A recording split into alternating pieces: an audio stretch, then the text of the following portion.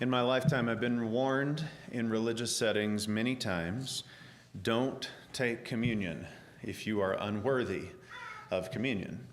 And of course, this is based on 1 Corinthians chapter 11, verse 27, where it says, let each person examine himself and so partake of communion in a worthy manner. Okay? But I have also heard of some places where the teaching is so hard on that rule that it's very rare that anyone takes communion at all.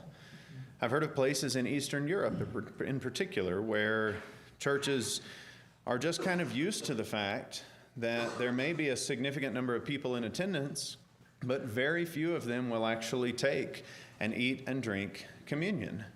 And even those who do are made to feel kind of funny about it because they think themselves worthy of such a gift from God. And really, if you're not worthy, you shouldn't be taking that, and who among us really is ever worthy? I think what's interesting about that, and I think the challenge that presents to us, or at least should present to us, is that it doesn't take into account the entire picture of what God is telling us in 1 Corinthians 11.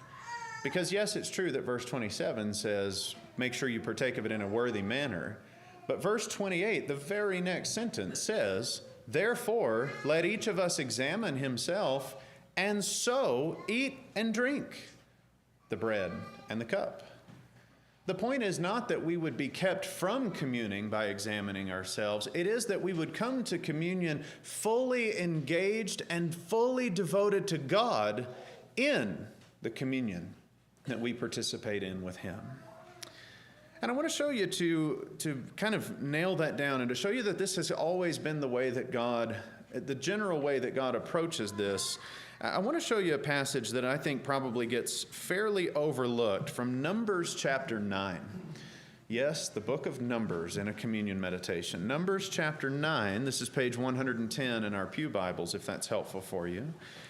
And I want to read to you about how the Passover was celebrated. The Passover, which of course is one of the first echoes, the first teachings on our meal that we share with God that He gave to us. And I want to read the first 14 verses of this chapter and just let you listen to the way that God thinks about this whole situation of His people that are either worthy or not worthy to eat and drink the meal He's given them. Start with me in Numbers chapter 9, verse 1. And the Lord spoke to Moses in the wilderness of Sinai in the first month of the second year after they had come out of the land of Egypt, saying, let the people of Israel keep the Passover at its appointed time. On the 14th day of this month, which, look back up to verse 1, this is the first month. So he says, on the 14th day of this first month at twilight, you shall keep it at its appointed time. According to all its statutes and all its rules, you shall keep it. So Moses told the people of Israel that they should keep the Passover, and they kept the Passover in the first month, on the 14th day of the month, at twilight in the wilderness of Sinai, according to all that the Lord commanded Moses, so the people of Israel did. Now pause. Don't keep going just yet. Those people were commanded to do this in a worthy manner, and they did, right? So we've got it now. We've got it nailed down. This is exactly what God gave them to do, and they followed His instructions, and they kept the Passover as instructed. Now, verse 6. And there were certain men who were unclean through touching a dead body, so that they could not keep the Passover on that day.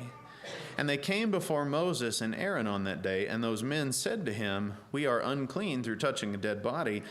Why are we kept from bringing the Lord's offering at its appointed time among the people of Israel?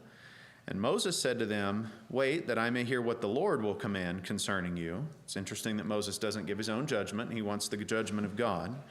And so verse 9, the Lord spoke to Moses, saying, speak to the people of Israel, saying, if any one of you or your descendants is unclean through touching a dead body or is on a long journey, he shall keep the Passover to the Lord in the second month, on the 14th day, at twilight, they shall keep it. They shall eat it with unleavened bread and bitter herbs. They shall leave none of it until morning, nor break any of its bones. According to all the statute for the Passover, they shall keep it. But if anyone who is clean and is not on a journey fails to keep the Passover, that person shall be cut off from his people, because he did not bring the Lord's offering at its appointed time. That man shall bear his sin. And if a stranger sojourns among you and would keep the Passover to the Lord according to the statute of the Passover and according to its rule, so shall he do. You shall have one statute, both for the sojourner and for the native. Now, two things related to that Passover mentality that I think help us with the whole idea of worthiness and unworthiness when it comes to communion. Number one, you heard him say, God is adamant that those who are able to stand before him in this particular communal meal in the Passover, those who are able and who choose not to, are guilty of rejecting a gift from God. Okay, so let us be warned by that if we have an opportunity to commune with God, let's not push it aside as though it were some small gift that we don't really need. It's an imperative that when we are given this opportunity to fellowship with God, that we take advantage of it and that we avail ourselves of the blessing that has been so freely offered to us. And on the flip side, here's the second lesson from this. It is that God is merciful to those who simply aren't able to stand worthy before him. And what he wants is even then, he still wanted for them to commune with him. And so that takes us back to 1 Corinthians chapter 11. And I would like for you to just listen as I read it this time. I've made reference to it twice, but I want to read it as clearly as possible this time. 1 Corinthians chapter 11.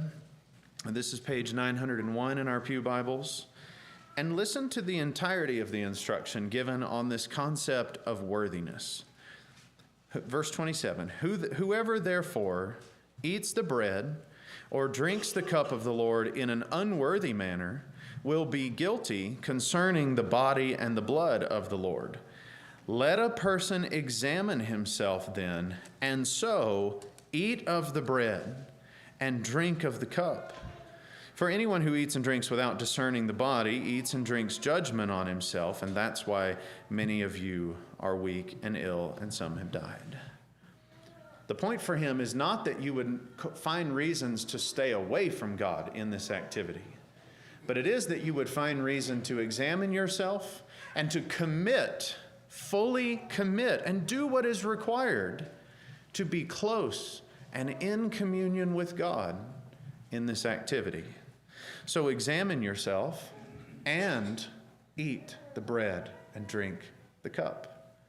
Not that we let the unworthiness that we know inherent to ourselves we all possess, not that we let that keep us distant from God, but that we give it to Christ and we let him make us worthy as we stand before God, as we eat and drink in his presence.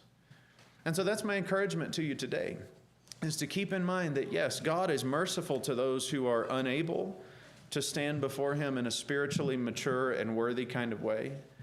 But for those of us who are able to make things right with God and to discern the body and the blood of Jesus, if we are unwilling to put in the spiritual and mental work of doing that, that is a far greater tragedy, I think, than for someone who's trying and isn't there yet.